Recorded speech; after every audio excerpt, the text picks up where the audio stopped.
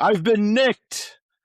Welcome to the Anglotopia Podcast, the podcast where we talk about British travel history and culture. And today I'm speaking with John Donoghue, whose career trajectory might be one of the most wonderfully British things I've ever heard. After 40 years serving in the Royal Navy, British Army, and the police, John found himself facing retirement boredom. So naturally, he decided to try breaking Britain's strangest forgotten laws. Along the way, he accidentally became a guide at a medieval castle and has now written about the whole adventure in his hilarious new book, Castles, Crime, and Cake, A Policeman's Accidental Guide to History. Here it is right here. Link will be in the show notes. John is already the author of 5 previous books, including his popular police memoir trilogy. Links in the show notes. His new book blends bizarre laws, medieval trivia, personal mishaps, and some surprisingly profound thoughts on finding purpose in later life. Welcome to the podcast, John. Very pleased to be here. Thank you for taking the time to be with us. I've always wanted to grill a copper. So let's talk about your life of service to the crown. You served in the Royal Navy, the British Army, and then the police. That's quite the trifecta of British public service. Was there something that drove you to keep putting on a uniform, or did you just really like the outfits?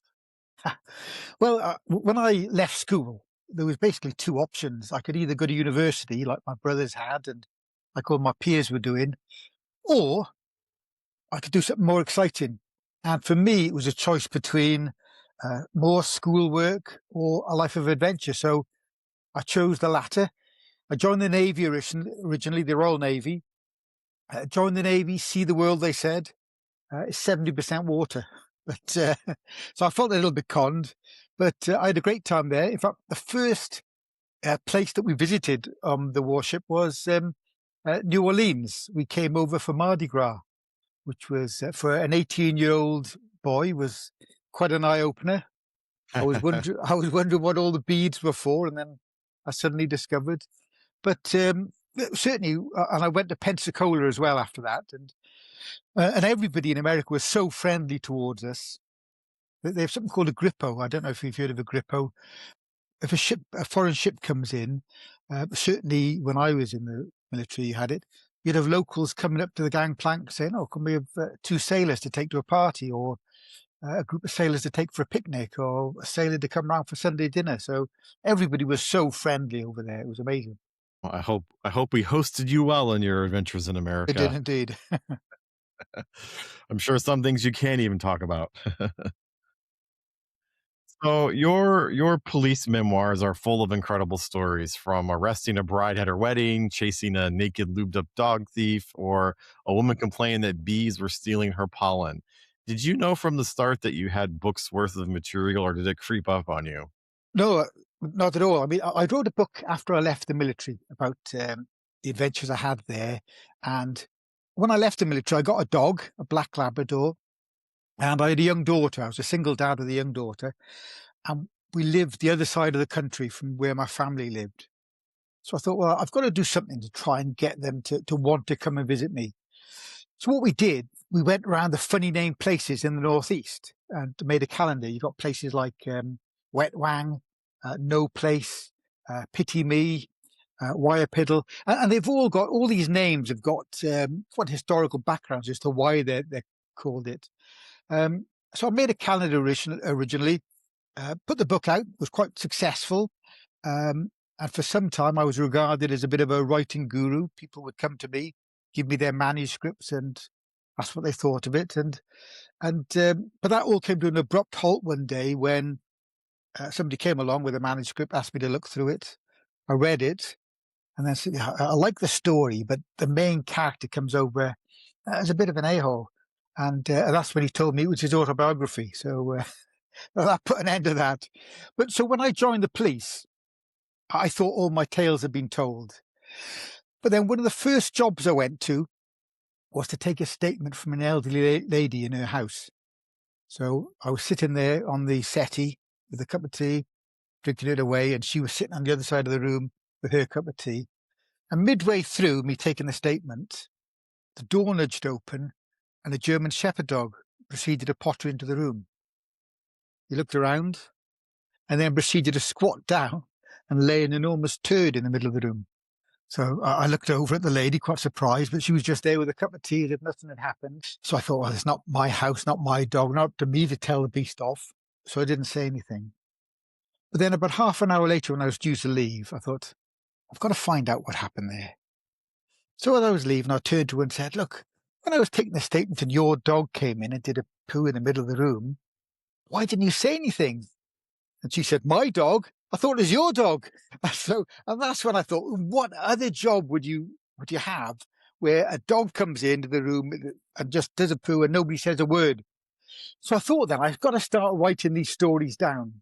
And so that's what I did. I always look for the funny side. There's a lot of very gritty,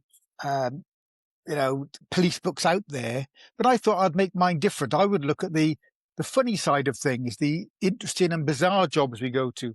So I started writing, and when I started writing, after I wrote chapter 1, I had no idea what was going to be in chapter 2 until it occurred. And so it just sort of crept up on me, and eventually I had enough and put the first book out.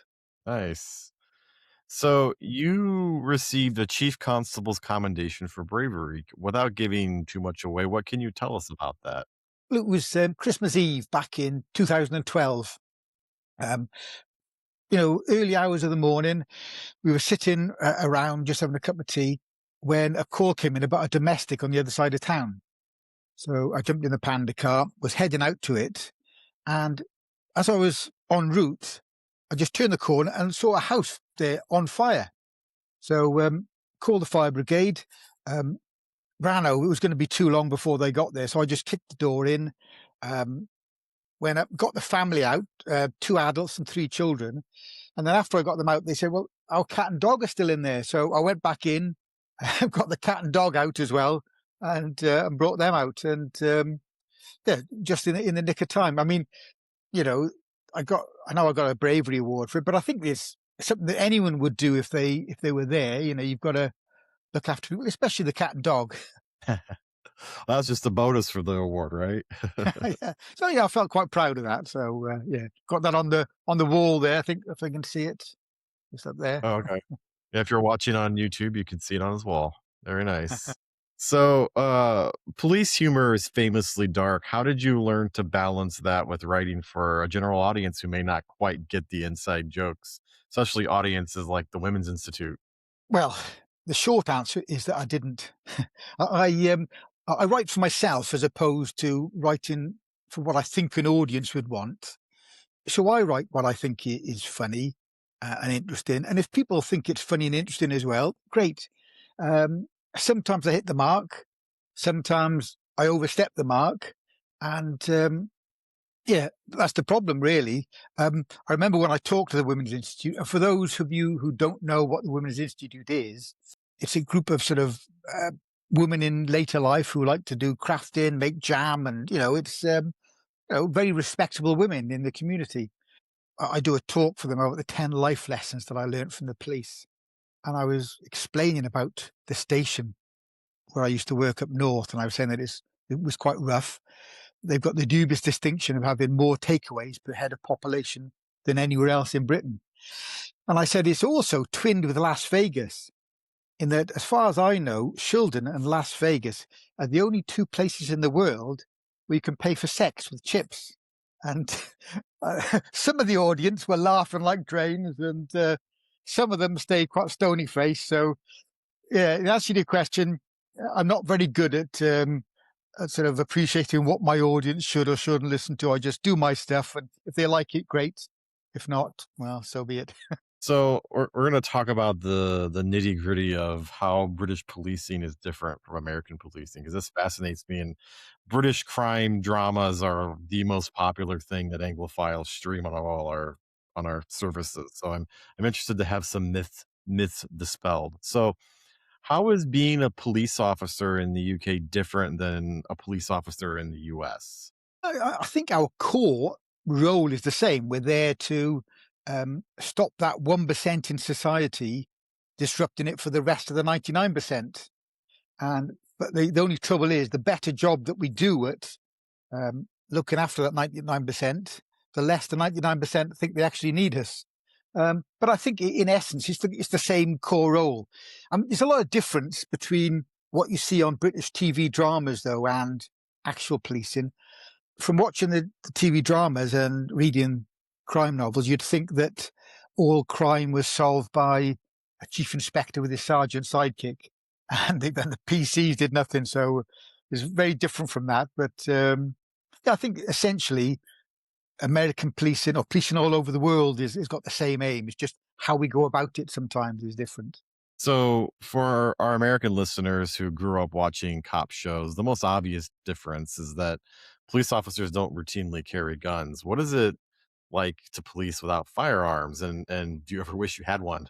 Well, yeah, normally our kit consists of a very small tin of irritant, I suppose it likened to your mace maybe, and a small extendable baton that we use. And so a lot of the time we've got to use communication skills to get ourselves through. We've got to use, humor, patience to try and talk people down. It doesn't always work. And sometimes you've got to resort to getting hands on. And I must admit, I've been assaulted a lot in my time. I've had, obviously punched, spat at, kicked, I've had broken bones. I've been stabbed in the face. I've been put in hospital. So that's the downside. But we don't carry guns really because our public don't carry guns. And so we don't really need to. I got issued a taser in later years. And that was useful. I've red dotted some people.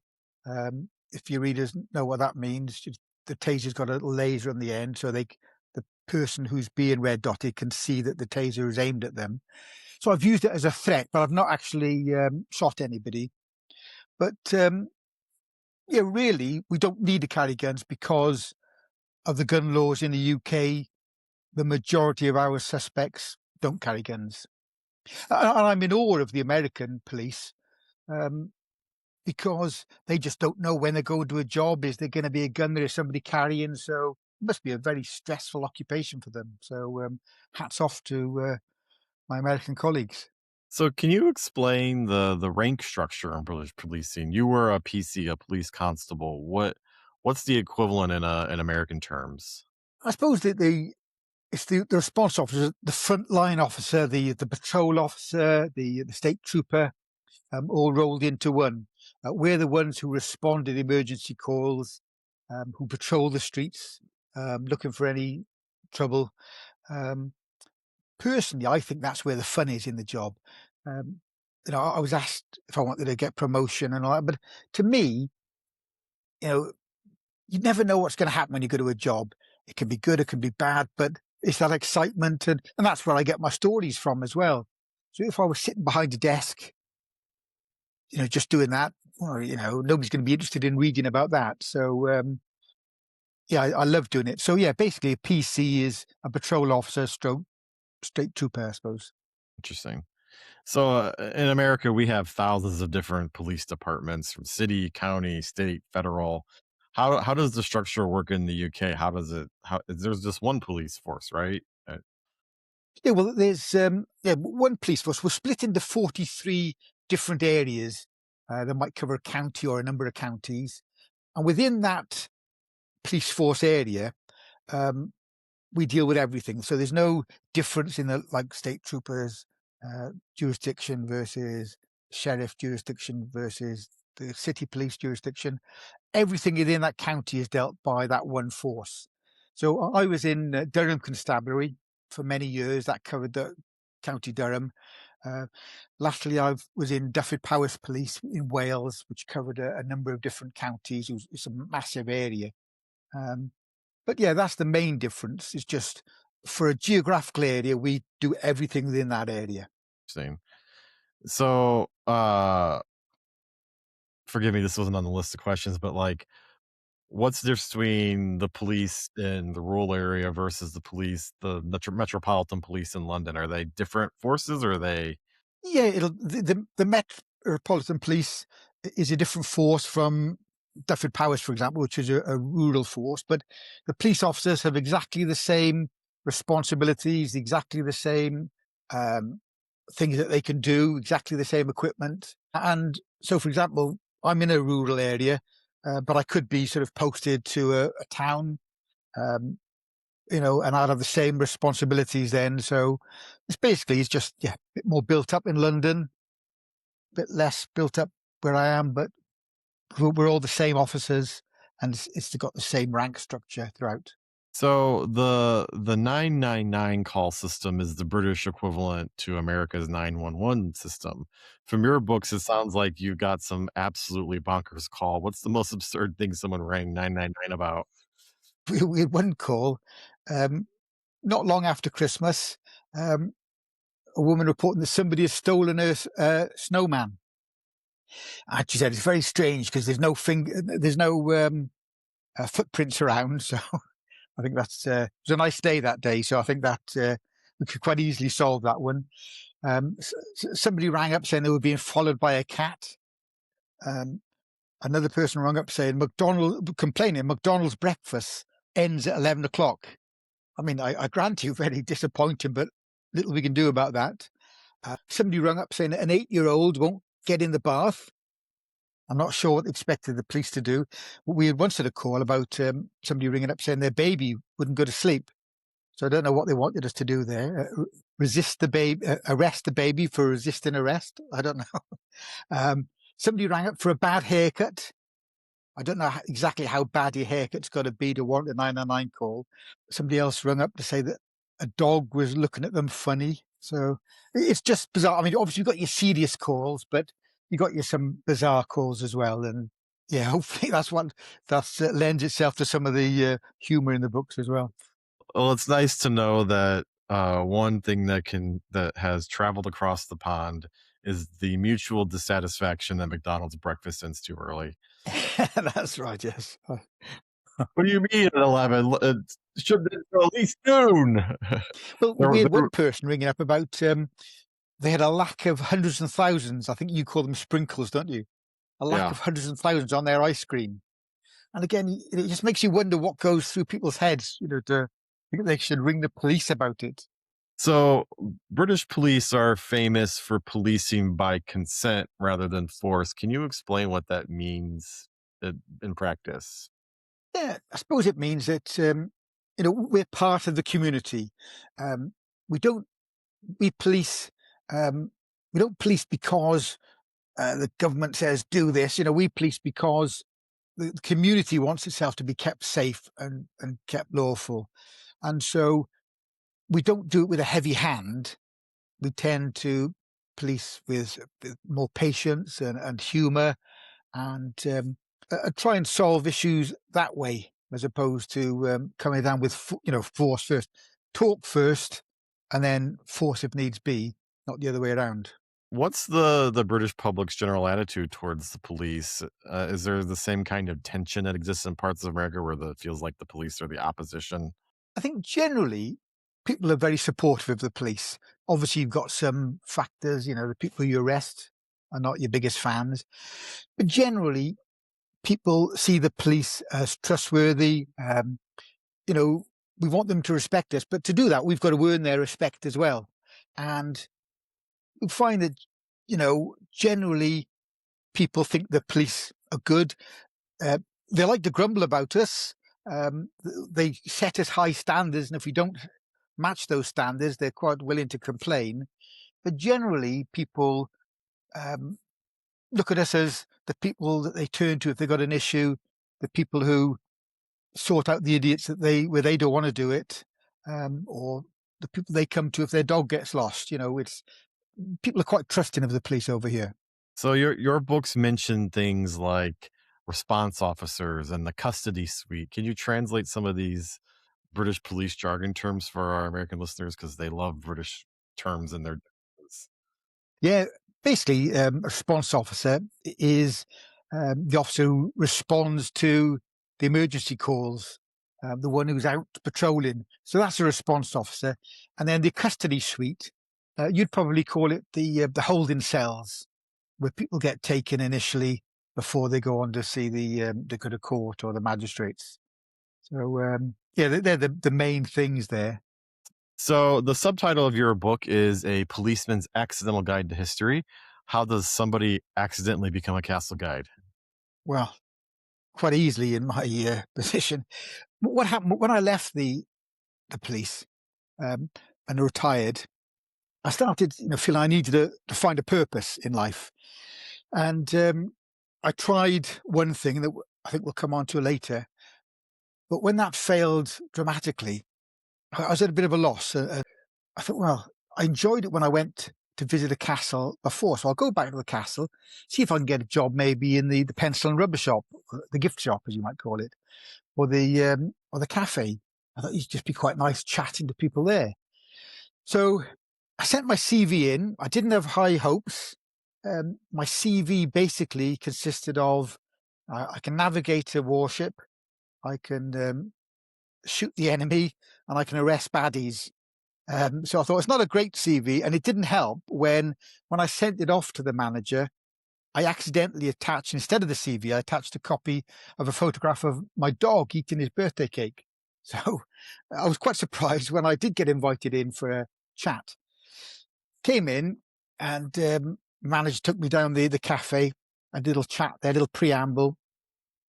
And then suddenly out of the blue, he said, well, would you like to be a castle guide? Now, I thought we hadn't even reached the interview stage yet. I thought it was just a bit of, warm-up talk. So I thought, well, have they got me mixed up with somebody? Tomorrow is some learned professor going to be coming along and then be taught how to use the milk frother or something. So, I thought they'd got me totally mixed up. But I thought, well, I didn't go to university. I sort of didn't study history, but I thought, well, I'll have a go. I think it was Richard Branson who said, if a really good opportunity comes up and you haven't got the skills for it, just say yes and then learn the skills later.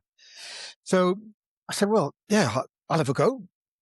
And he told me that basically the job of a guide was you had to write your own tour.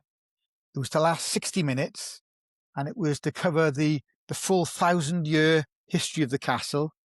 And I had to appeal to everyone from age 8 to 80, and I had to be interesting and entertaining. So I thought that quite seems like a straightforward enough brief. So he looked at his watch and then said, well, I'll see you back here then in 4 months. And so basically I went away and I spent the next 4 months of my own time just buying books, researching on the internet, trying to weave this talk together. I did so much research. I had so much sort of things that were fantastic, but ended up on the cutting room floor because you had to have a talk that flowed properly. And I don't rely on dates in the castle. I rely very much on telling stories. But yeah, that's how I went in for a job for the gift shop and accidentally ended up as a castle guide. Well, it never hurts to have an ex-copper around, right? So you mentioned founding the obscure Crime Prevention Society with a membership of one, which apparently I'm not also the second. Sorry, it's the Crime Preservation Society. Oh, right. The Crime Preservation Society, which I'm also now the second member because you sent me my membership card with the book. I also got my Get Out of the Dungeon free card. So what inspired you to start trying to break Britain's strangest laws and forgotten laws? When I left the police, I moved to a small village in Wales, and it's tiny. There's not many houses here at all. And I soon found out that they do a lot of things differently here. When the post lady used to come, she used to spend about 5 minutes each time playing with my dog, my Labrador, before she gave me the mail. And even when there was no mail, she'd come along and play with my dog for a while. And I'd chat away to her, and she'd spend ages there. And eventually one of my friends said to me, when I was telling them about this, they said, you know that it's against the law to chat to the post lady for too long. And I looked it up, and it's quite correct. Delay in the mail is an offence. And so I thought, well, if I'm committing that offence, maybe I should commit some more. I mean, no serious offences, just the bizarre, forgotten laws that were still resting on the law books. And so that's what got me into it. I set up the obscure Crime Preservation Society with the intention of breaking these laws, to highlight them, to preserve them. And I mean, nothing serious. I wasn't going to. I'm sure all your readers know that it's illegal in Britain to watch the television without a license. I wasn't going to break that law, but yeah. So that's what got me into it. So tell us about the salmon called Steve. I understand you tried to get arrested under the Salmon Act of 1986 for handling salmon in suspicious circumstances. How does one handle a salmon suspiciously exactly? Well, indeed, it is a bizarre law. I mean, the first hurdle was getting hold of Steve. I don't know if you ever tried to get hold of a full salmon anywhere, but it's no cakewalk. And so I went round to various fishmongers and eventually found a whole salmon there. And he was just lying there dead on the marble plate. And the fishmonger asked me if I wanted him gutted, but to be honest, he looked gutted enough already. So I said, no, I'll take him as he is. So I got him, named him Steve, took him away. And then, yeah, my next battle was, how do I handle him in suspicious circumstances? Because the legislation doesn't specify what suspicious circumstances is. It's very much left to your own imagination. So I had a couple of ideas. I thought, what I'll do, I'll dress up like a World War II spiv and with a little Tilby hat on, and I'll have Steve under my arm. But I thought I'll probably just look more like a Nazi war criminal on the run doing that. So I thought, what I'll do is maybe when somebody's using the cash point or the ATM, as you call it, I might sort of pop his head round the corner so it looks as if he's looking at what numbers they're putting in.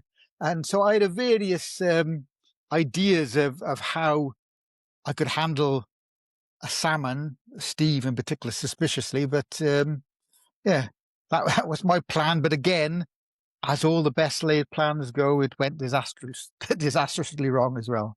And to get the end of the story, you have to read the book.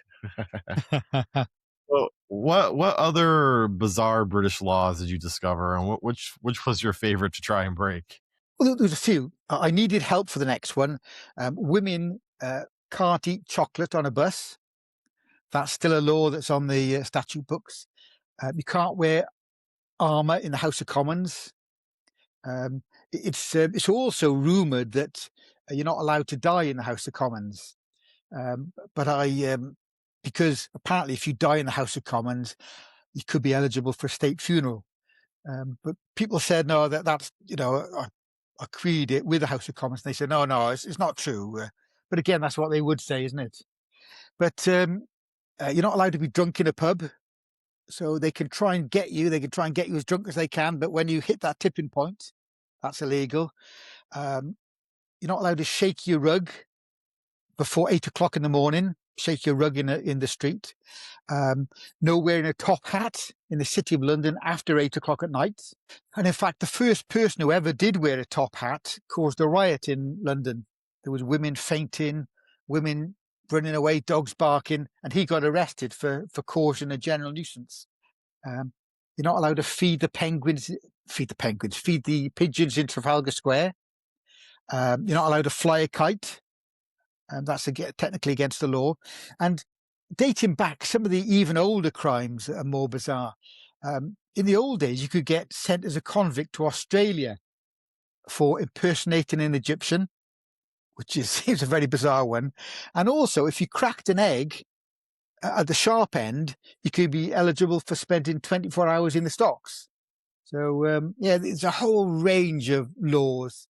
And it's very hard to find out which ones are still going, which ones have been repealed, which ones have just been generally forgotten about. But yeah, there's a whole host of things for me to get involved with there. Well, I'm imagining like when you're in police school learning the criminal code, like, does any of this ever come up? Or is it just stuff that's been forgotten? No, exactly. It never comes up. And every now and again, though, you wish that these things had been mentioned. I arrested somebody once for riding a horse while intoxicated. And it's one of these laws when you think, oh, what can I arrest this guy for? I need to arrest him. He needs to be taken off the streets, but what law is eligible for it? So, yeah, I wish they did a few more lessons on the more obscure laws. Maybe they should get me back into training school and to teach them. So, and forgive me for not mentioning this sooner, you work at Pembroke Castle in Wales, which is the birthplace of Henry VII. What's it like working at such a historically significant site? It's fantastic. It's an amazing place. It's got over 1,000 years of history. Um, it's the greatest knight who ever lived there. As you say, birthplace to a future king of England. The castle has never been taken by force. The first invasion of Ireland was planned there, and it's lovely. It's people who come to a castle as well are nice people. You don't get nasty people or people who are down coming to a castle. It's like you never write a postcard if you're feeling down. The same way, you never come to a castle if you're feeling down. People want to be there. And so the difference in my role, in the old days, if I was talking to a group of people in the police, they'd want to fight me and swear at me. But since being at the castle, that's never happened yet, And I put a lot of effort into the tour. I want it to be like the best tour since Willy Wonka's tour of his factory, but with maybe less deaths. But no, it's a lovely place to work. So there's also a monkey ghost with a dark past mentioned in your book. What's the story there? Yeah, there's a nearby castle called Carew Castle, and they've got the dubious distinction of being haunted by a monkey. And the story goes is back in the 16th century, the lord of the manor there had, or 17th century, had a pet monkey, a Barbary ape or a macaque monkey. And he used to use it to terrorize his local tenants. And so when the tenant farmers came in, the monkey wind the monkey up and have them sort of having a go at the tenants. Anyway, one day, a local merchant came along. Now, the merchant, his daughter had run off with the son of the lord of the manor. So there's a bit of bad blood between them. And as these stories occurred, it was a dark and stormy night. The wind was rustling around the castle. And an argument developed between the lord of the manor and the merchant. And the monkey was getting more and more wound up as this was going on. And eventually, you could sense the evil mood between the two of them. And eventually the lord of the manor let the monkey off his leash and he attacked the merchant and mauled him. But the merchant managed to just get out of the room, slam the door, cursing the lord of the manor. Next day, the staff come in, open up the door, lord of the manor, dead in a pool of blood, monkey gone. And now, even to this day, they say, on a dark night, you can sometimes hear the monkey howling and screeching in the background. However, saying that, the car park opposite the castle is unofficially used as a dogging site of a night time. So maybe that explains the noise. And for your American readers who don't know what a dogging site is, it's where people, adult people, meet up sometimes for adult activities. Yes, do not Google that, Anglotopia listener. You will regret Googling that, and you will trigger all kinds of warnings and filters on your work network. So don't Google that. For more information on dogging, watch Clarkson's Farm Series 4, where he tries to open a pub. We'll leave it there. So how does your police training help with giving castle tours? Are the skills more transferable than you expected? The police gave me zero knowledge of medieval history, so I had to learn that myself. But what it did give me is the ability to help control an audience. I would say giving a tour is 75% knowledge and being able to sort of talk fluently about your subject. But the other 25% is how to control your audience, because not everyone is going there and can be hanging on by every word. You've got bored teenagers who've been dragged along by the parents. You've got kids who want to tell you everything that Miss Jones told them at school about castles. You've got other kids who want to ask Why at every question?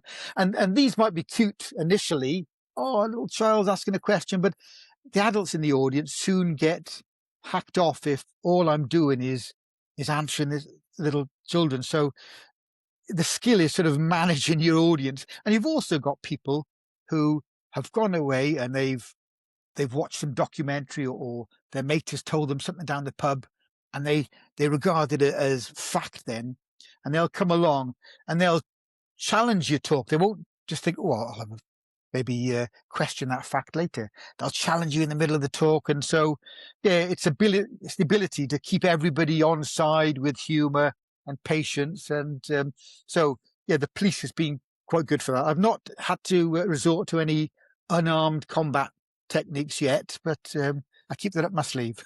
So, what's the most unexpected question that a tourist has asked you during a tour? We had one tourist who had been to a castle up in North Wales, and they said, why did they build the castle so close to the railway line? So I had to explain a bit about timescales to them. And there was another visitor who, when it was raining, said, is there like a roof that comes over to protect us from the rain? And I tried to explain to them that this was, a 12th century castle as opposed to the Super Bowl stadium. So, yeah, we get some odd questions coming up like that. Somebody was asking if a night nurse carried a sword, and I had to explain, it's a bit of a different spelling for that. So the end of the book has a bonus section of the 10 life lessons you learned from the police, which you were mentioning earlier, which apparently got you banned from the second best police force in the UK. Can you tell us that story? Yeah, well, I used to work for the best police force in the UK, which was Durham Constabulary. But when you're writing books, obviously some people like it, some people don't. My colleagues and the rank and file loved it. They loved the stories being told, and so people could realise what really happens in the police. But some of the bosses don't share that enthusiasm. They don't always want people to know what actually does occur behind the scenes. They don't want that sort of exposure. And so at several times in my career, people have tried to stop the books altogether and tried to ban them. I've managed to get around that. But the talk that I was doing used to go down well, the 10 life lessons in the police. But eventually an inspector came and banned that. So I thought, oh, well, what I'll do then, I'll change forces. And I applied to another force down south and passed the interview, got my passed my medical, had my uniform issued. I was just about to start when I had a letter from them saying, hang about, are you the John Donoghue who's written those books? I said, well, I am. And they said, oh, in that case, then the offer has been rescinded. And with no more explanation. So, yeah, so just as the books have opened up a lot of doors for me, they've also closed a number of doors as well. But I'm still glad I've done them. So I don't want to get into spoilers. People need to buy the book. But what's the big lesson you've learned from policing? That's the biggest life lesson. Biggest life lesson that I've learned is just to approach everything with a sense of humour. Having a sense of humour has got me out of a lot of problems. If you don't, policing can be quite a stressful activity. Police are 5 times more likely to suffer from PTSD than the rest of the community. PTSD levels in the police are 5 times higher than anywhere else. And officers sadly take their own lives because of all the stress. And so if you take the job too seriously, you can go home and you need to lie down and listen to whale music to try and calm down. And, there's some horrendous things that we see. And I hope I haven't looked like I've taken things too flippantly in the police. But the other side is that dark side. And we're not built to be exposed to the dark side of human nature so much. In forensics, they have a saying that every contact leaves a trace. So like fingerprints, footprints, DNA. And just the same, every contact in your life leaves a trace on your soul or your psyche. And all that negativeness can have an effect on you. So we find the best way then, I found the best way is to just deal with it with humour. It doesn't always work, but generally, if you can deal with things with humour, that's the best way forward. I remember one job I went to, and I don't know if you know the story of Pandora's box. Well, of course you do. Where Pandora opens up the box and all the ills of the world fly out, and the only thing left in the bottom is hope. And whenever I'm feeling as if my sense of humour won't carry me through, I remember that story. And I remember going to a job in a small village that I used to police up north. And the sub-postmistress had come in of a morning, opened up the post office, and suddenly 3 masked men barged past her, shot a shotgun into the air and demanded all the money from the safe. And it was all over within a couple of minutes. They were gone. The police from all over the county were looking for the getaway vehicle. And I turned up at the post office first.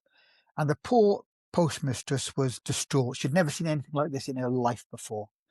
And she was shaking away, and the smell of cordite hung in the air, broken glass everywhere, damp everywhere where the sprinklers were sprinkling away.